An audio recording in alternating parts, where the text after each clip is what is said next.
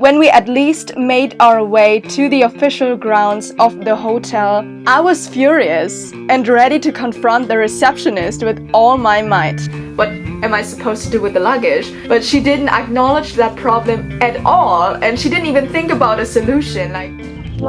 In this video, you'll learn about the reasons why Milan is not the perfect place to go in Italy. Let me tell you about what we had to experience when we were at the airport, on the way to our hotel, at the train station, and even within the airplane, all around Milan.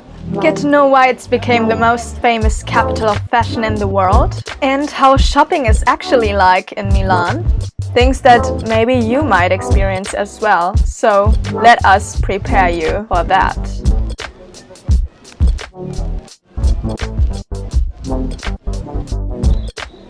We visited 4 of the largest cities in northern Italy within 9 days. We landed in Milan, took a train to Turin or Torino, went from there on to Verona, from Verona to Florence or Firenze, and from there back to Milano. Milan is a city in northern Italy, the capital of Lombardy, and the second most populous city in Italy after Rome. It has been the capital of the Western Roman Empire and the Kingdom of Lombardy-Venetia. Today, Milan is one of the famous capitals of fashion in the world. The series is called How to Fail Dolce Vita because it is the Italian expression for sweet life in Italy. And we did definitely not experience a sweet as in relaxing time there. We really had to take in a lot of sour stuff that happened to us. You'll see what and why. Milan is an ancient city in northern Italy, first settled in about 400 BC by the Celtics. The settlement was conquered by the Romans in 222 BC and renamed in Mediolano. Diocletian divided the Roman Empire, choosing the eastern half for himself, making Milan the seat of the western half of the empire, from which Maximian ruled in the late 3rd and early 4th century AD. The capital of the Western Roman Empire. Not even Rome was that important to that time. In 313 AD, Emperors Constantine and Licinius issued the Edict of Milan, which officially ended the persecution of Christians for the first time in history. They were not allowed to be killed anymore, and afterwards Christianity became even the dominant religion in Italy. The Romans became the Roman Catholic Christians. This is a bigger issue probably than the Shroud of Turin, which is also really important for a Christian. You might check out my Torino vlog if you're interested into that. I think we all have heard of the Milan Fashion Week, which is like one of the most famous fashion events in the world. Let's explore how this developed. Italian fashion dates back to the 11th century, with hitting its peak during the Renaissance, where women such as Catherine de' Medici were the fashion icons at the time.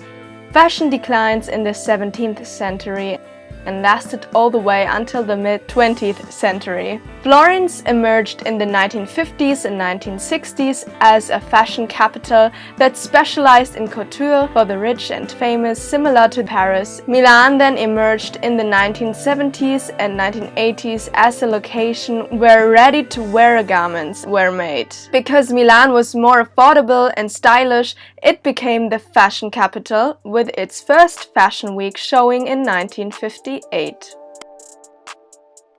So these are my shopping tips, do's and don'ts. Do's: go to the main shopping street and look for larger stores. They have usually lower prices, so typical Italian chains. Don't go into a boutique, or at least be aware that boutiques often are very expensive, and especially if you are within this golden arcade, you should definitely not expect anything else than Gucci, Prada, Louis Vuitton. All the high fashion brands are in there, but it's not really special. I mean, you could buy Gucci anywhere in the world. It's still as expensive as in Milan.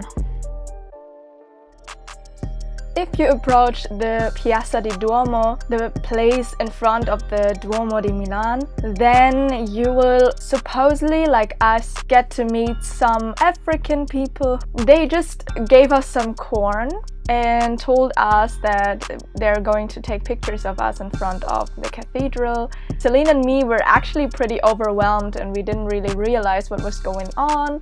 And then a lot of doves came at us and it was actually a pretty unique experience. So we had some nice pictures with the doves, and at the end, of course, they wanted some money. So be aware before you come here. If you want pictures like these, it's completely up to you how much money you give them. I gave them all the small coins that I had, and it was still like they wanted more, but you have to stop it somewhere. And I just told them like I don't have any money anymore left.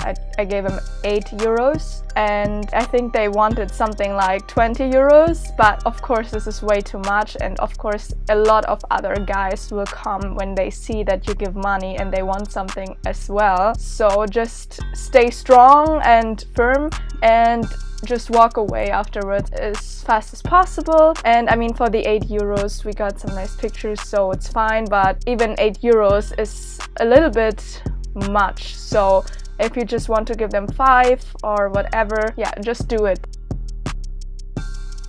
For the hotel or where you gotta stay, dues, I made the experience that in Milan it's pretty hard to find a very good price for an apartment. So the prices for the apartment are around the same amount as a hotel. That's why I chose a hotel, because with the hotel came free included breakfast and unlimited buffet. So you don't even have to deal with going to supermarket or like preparing something for yourself in the morning. And of course you're always happy if you have so many great foods at your disposal without having to buy them. To me this was a really main deal for Milan, but of course don't make the same mistake as us. I thought when I booked that this hotel was in a central area. It looked on the map like it was pretty city near, but it wasn't really accessible, especially during night time, because the subways closed too early. Our original plan was actually to go on a night out, which we had to cancel since the subway station would close at around 1 a.m. the latest. And of course, if you want to go clubbing or into Milan bars, if you can't get back home to your hotel, that's a huge issue. So in this case, an apartment might be better. Milano was crucial as our get-to place because this is where our airplane landed and took off. Milan was, or is usually, the cheapest offer of all international flights in Italy.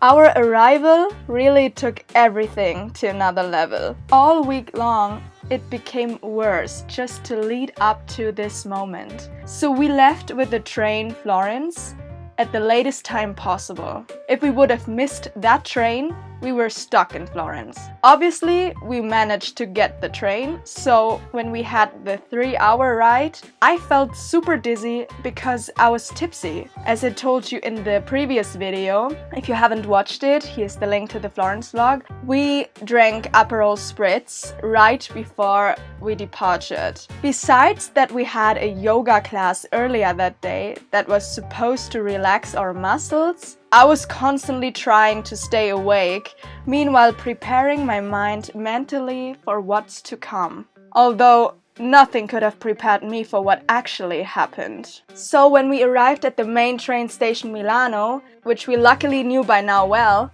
since that was the place where we had arrived at the first day, which was, by the way, super nerve-wracking because this place is a mess for people like me who lack a natural orientation skill. When we landed with the airplane, we took spontaneously a comfortable bus ride that took us straight to the main train station into the city.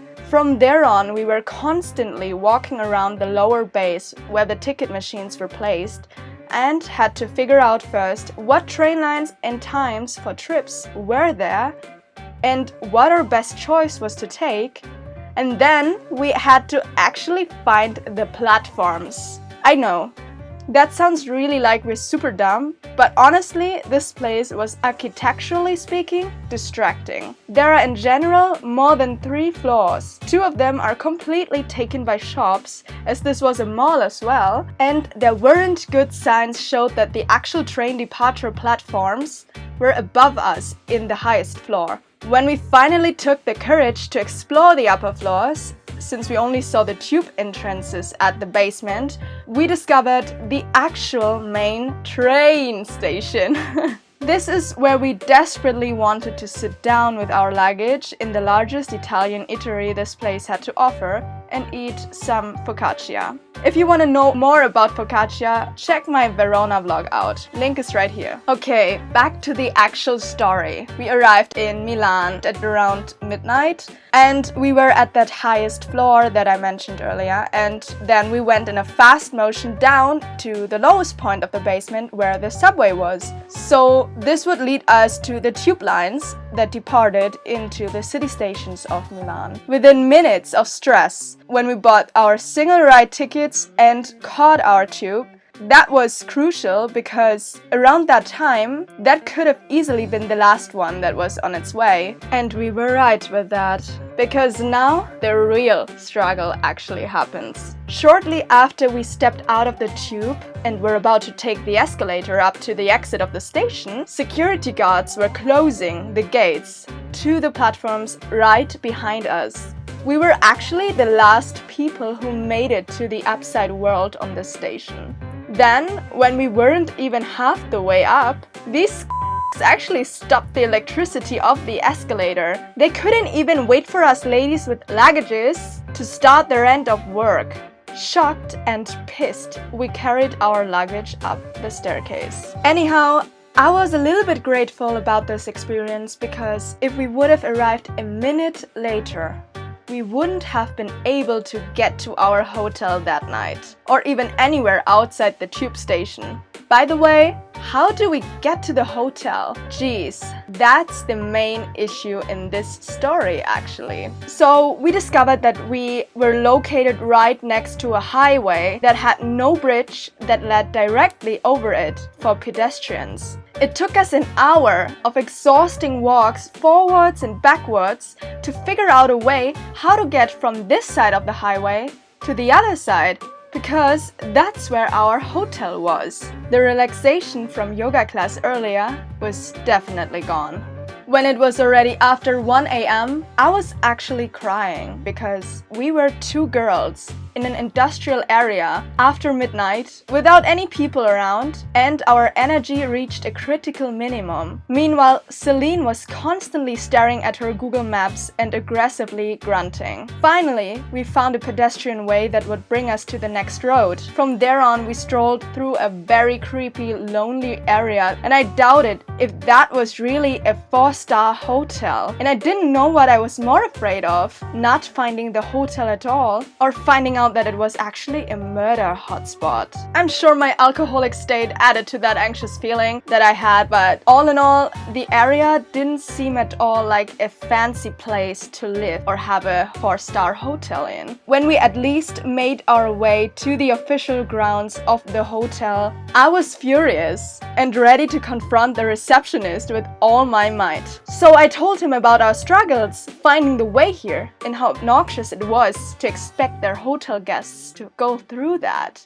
His reaction actually blew me completely off guard. He explained in a calm but confused voice that there was a direct way that led from the train station where we landed into their hotel within only 6 minutes. Sure, we took the wrong path first, but nonetheless, it took us a half hour to walk here from where we found the right side. I exclaimed that this was impossible, but when I noticed his very concerned face expression, I decided to stop the conversation and just pretend that I would know which way he talked about. I didn't want him to call some special security to take care of people who are mentally confused, if you get what I mean.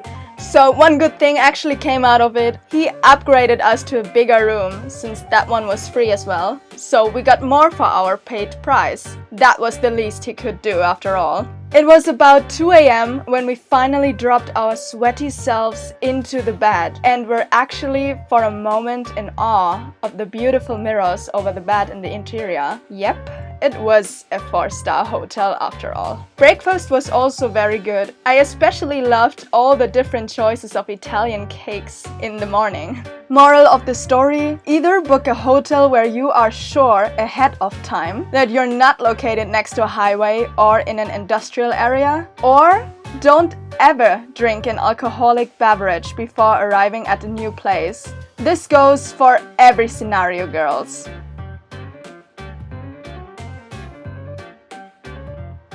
On our last day in Italy, we stood up for breakfast, afterwards collected our last stuff and checked out at around 12 noon. When we left this terrible location, once and for all, it was still enough time left until our airplane would take off because we booked a late flight in the evening. So what we did was I found out the day earlier the Radio Rooftop bar, which was the only one of its kind that was open so early.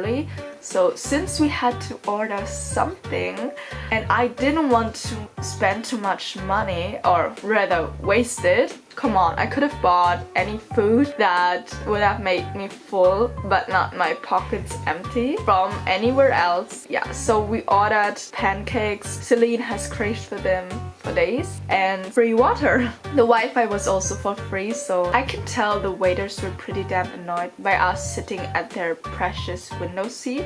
So after a while they approached us and asked us if we could move to another table.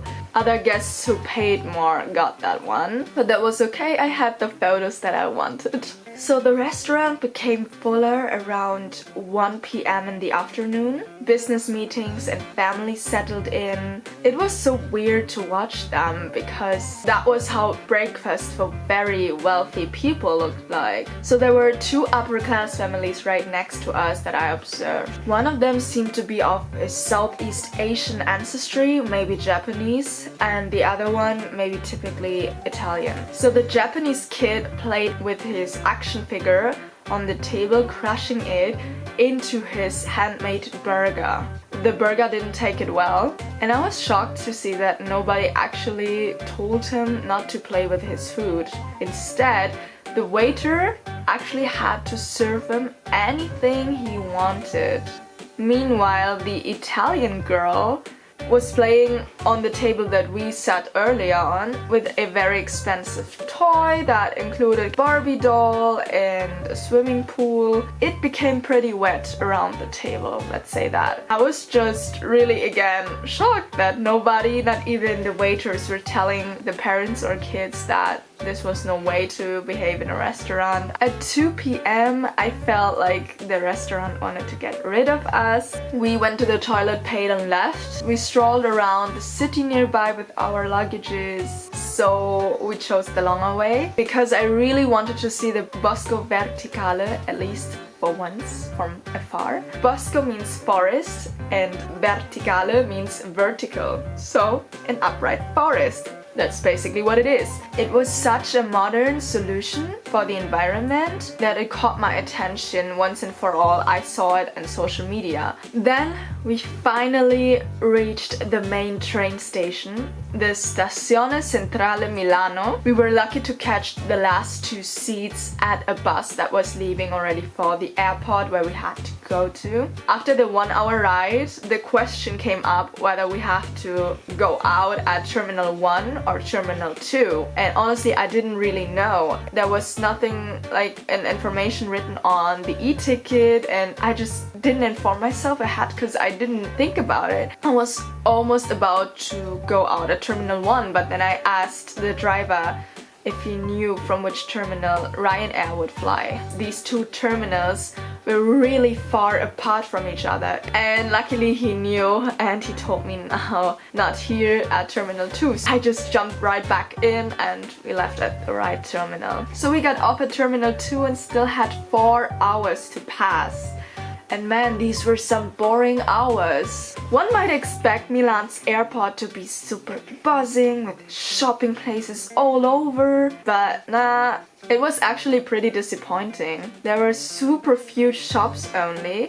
And by the way, we couldn't proceed to the shops either because only 3 hours before a flight, the gates are shown. So we had to spend an hour drinking water outside the security check-in to just know our gate number so that we could proceed to the selected area for the people who actually took a plane. We weren't really thinking about that this gate number we have just seen might change within the next 3 hours. Everyone who came after us actually knew about the gate number that was the actual one, but we only had that one in mind. So when we were waiting at the gate and still were the only ones left, I mean like 10 minutes before the gate officially closed, Celine became suspicious. Celine looked at the display again and said, "Holy crap, we are at the completely wrong gate." I almost couldn't believe her.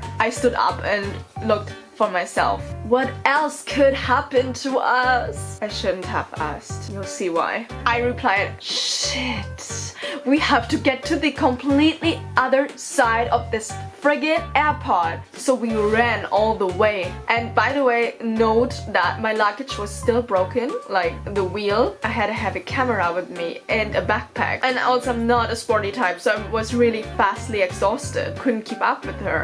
I called after her, out of breath, "Take my camera, just run, go without me." And I actually meant it because I wanted her to approach the gate and the stewardess first so that she could hold up for me. She just replied, "Hurry up, we only got 5 minutes left." The thought of having to buy a new ticket, which I had really no money left for, was not acceptable. So I literally threw myself in between old people on escalators and staircases, like, excuse me, excuse me, excuse me," constantly exclaiming "excuse me" as if it was my mantra.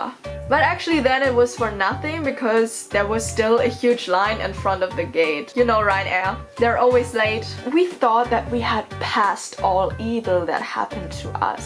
We're almost in the airplane, so we have managed to survive that freaky, crazy week.